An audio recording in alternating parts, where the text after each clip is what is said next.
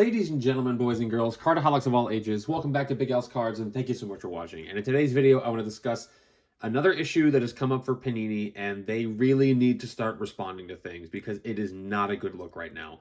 So if you haven't heard or watched Sports Card Radio's video on this, I want to give them full credit because they came out with the video first on this. It's absolutely fascinating, and I had no idea that this was the case.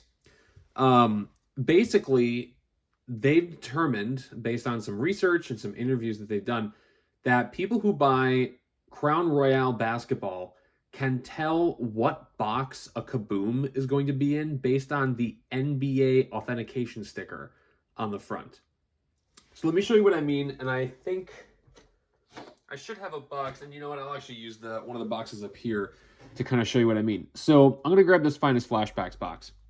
You'll notice on the front of it, you have an MLB authentication sticker, meaning this is officially licensed Major League Baseball merchandise.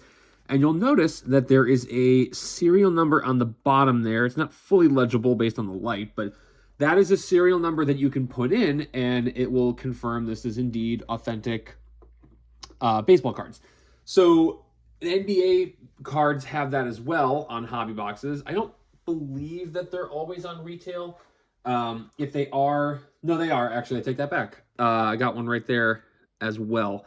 So you're going to see that on retail, you're going to see that on hobby, and that serial number, according to the research done by Sports Card Radio, it's a certain combination that results in a Kaboom being pulled. And if you don't know what a Kaboom is perhaps maybe even more desirable than downtowns in certain cases, but especially in basketball and football, Kabooms are up there with the most expensive insert cards that they make because they are just rare.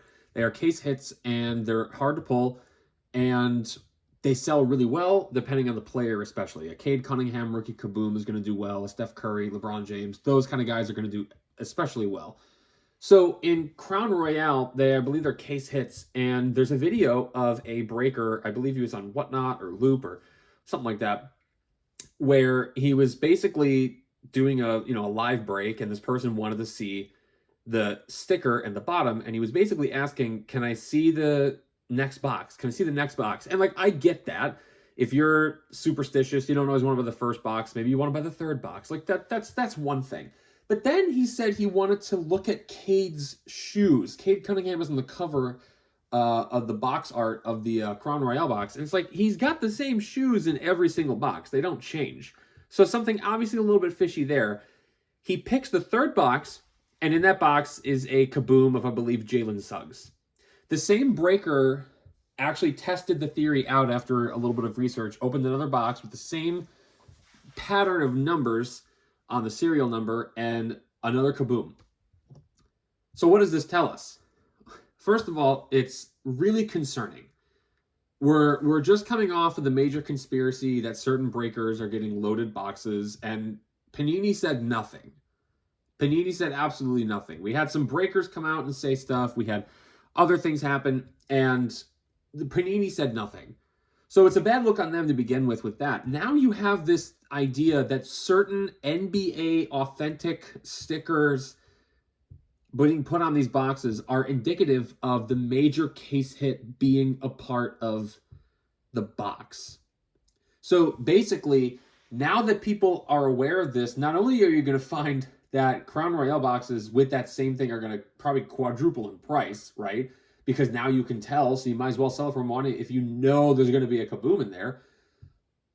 But that, again, lends credence to the theory that Panini knows where these hits are going.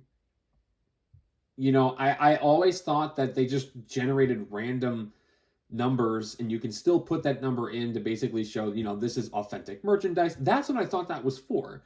But now it seems that Panini is using that to indicate where case hits are going. And it's not a good look. And again, I'm not really in the camp of that they all working together to get certain people the biggest hits. Anybody could grab a Crown Royale box, figure out that they have that same sticker, and get a Kaboom, right? That's just a fact. Anybody could go to a hobby store, buy a Crown Royale box, see it has the same pattern of numbers on that sticker, and then they can get a Kaboom. That's true. But even then, the issue is it communicates that Panini knows where hits are going.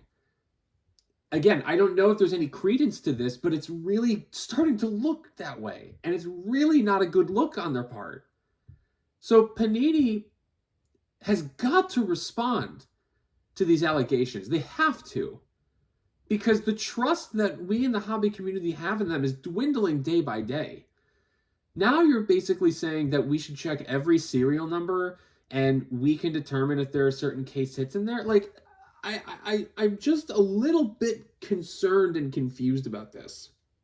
So now, my immediate thought is, oh, if I want to get more finest flashbacks that have an autograph in it, I should try to look for a box that ends in 8023, like mine did right over there, and maybe that'll have a red auto. Like, now you've got me looking at all these things, So it's just a little bit concerning that Panini has done nothing to come out and say anything about this. I think that they need to, because the trust that we have in the hobby is really being damaged. The conspiracy theories are starting to look a bit like they have some credence behind it. So Panini, you've got to respond to this, because this is not a good look. Let me know what you guys think about this in the comments below. Thank you all so much for watching. Again, please check out Sports Card Radio first. They had this first. I'm informing my community in case you guys don't watch Sports Card Radio, which you should. I love them. Please leave a like on the video, subscribe, hit the notification bell. Don't forget to check out the Loop app using the link in my description. Until next time, bye-bye.